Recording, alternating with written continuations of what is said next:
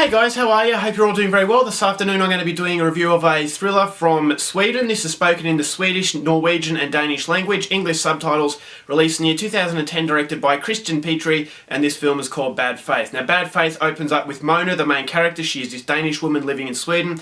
She's walking home from work one night and she comes across this guy who has been badly beaten. He's been stabbed and he's bleeding profusely. And so instead of reporting this crime, she becomes obsessed with him. She is staying with him and that she is not asking for help, so something's a little bit off. She cradles him and she has blood all over her hands. So instead of telling anyone about this, she goes to a party. She seems very much out of it. Everyone's asking her what's wrong, but she's not telling anyone. And she looks at the dry blood on her hands and she is absolutely captivated by this. So she's even further captivated by it when she hears that a serial killer named the Bayonet Killer is on the loose and is terrorizing the community.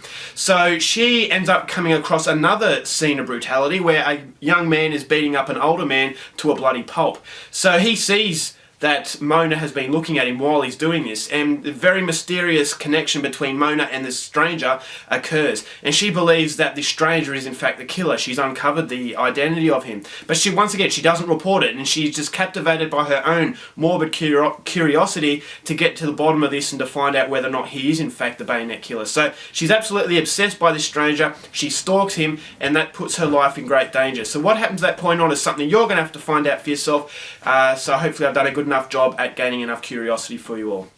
Now my thoughts on Bad Faith. I really like this film. This is just a clear indication of how good Scandinavian cinema is becoming, and it's getting stronger and stronger. It's just more and more memorable quality is coming out of this Denmark, Norway and Sweden. So this is a Swedish film. As far as thrillers are concerned, it's more Danish and Norwegian. You don't get too many Swedish thrillers that actually make a big impact for you, but this one did. I really like the way that it was made, and it's a very tired sort of plot the film has. It's been done time and time again before, and you can kind of guess what's going to happen at the end, but it's not the story that keeps you captivated, it's the way that it's being done. The style of the film, it's very reminiscent of Italian giallos. So if you like Italian giallos, where it's not a sense of originality in the story, it's more of attention to detail in the visuals, you're going to like this film. So I actually think it pays a deep respect to the Italian giallos, and it wouldn't surprise me if Christian Petri is in fact a fan of this type of film. So what I mean by this is that you've got the emphasis on the small sort of details as far as walking is concerned. You got,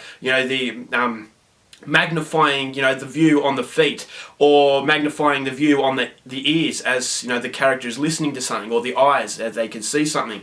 So it's just that really, fine attention to details that puts you into the shoe of the character. And Mona, played brilliantly by this Danish actress, I can't recall her name right now, but her character was fantastic. And once again, it's not the most colourful character, but it's just those slight hints of something unusual going on is that captivates you. And so Mona's character at the start, you think she's just totally innocent, just a normal person, but when she starts to look at this body, very subtly, you get the impression that she might be slightly unhinged. And that's what keeps your interest going. You want to know what this character is all about, because your first impression was so different from the impression that you're about to receive. And that goes in the storyline as well. Just the way that it's been done, it's very eerie, it's got a very good level of suspense, it's extremely slow paced, so be very careful of that. I thought the ending was a little bit of a cop-out, it was a little bit silly, I really didn't like it. But as I said, the experience is unique amongst a very tired plot. So if you're if you're thinking to yourself, I'm not going to watch the film because the plot doesn't sound very good, doesn't sound very unique, I would still strongly suggest that you go out there and see the film, because on a technical level it is very good. The acting is very good. Christopher Jonner plays the stranger who Mona believes is the killer. Christopher Jonner, one of my favourite Scandinavian actors. I didn't like the fact that he was in a supporting cast, but when his character is on screen, he does demand your attention. It just shows you how good he is. But as I said, I would have liked a slightly bigger role for this guy. But the chemistry between Mona and the stranger is really good. They don't know each other, but you kind of sense that maybe they do, in another life or something, because there's that strange connection between her